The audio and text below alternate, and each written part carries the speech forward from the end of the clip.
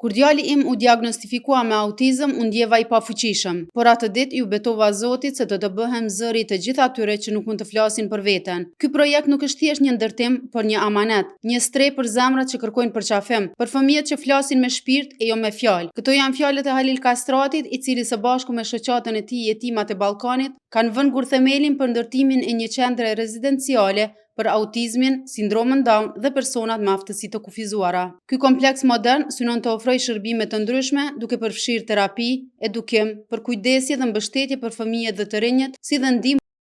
Ndërkaq, Qeveria e Republikës së Kosovës ka ndarë një sipërfaqe prej 13.5 hektarësh në Graçanic, e cila I është dhënë për shfrytëzim shoqatës bamirëse Jetimat e Ballkanit për ndërtimin e kompleksit Qendra Rezidenciale e Kosovës. Kastrati ka bërë thirrje për mbështetje të gjerë nga bizneset dhe realizimin e këtij projekti. Pjesëmarrës në këtë ditë të rëndësishme ishin edhe kryetari I Kuvendit të Kosovës Glauko Njufca, kryetari I Bashkisë Islame të Kosovës Naim Tërnava, ish-presidenti I Kosovës Begjet Pacolli, antari I familjes Jashari Bekim Jashari, si dhe shumë biznismen dhe donator të shoqatës. Ky projekt nuk është vetëm një ndërtesë, por një amanet dhe një përgjegjësi e shenjtë për komunitetin, me përkushtim dhe mbështetje të madhe nga donatorët dhe qytetarët. Ai pritet të shërbejë si një qendër e rëndësishme për edukimin dhe rehabilitimin e personave me nevoja të veçanta.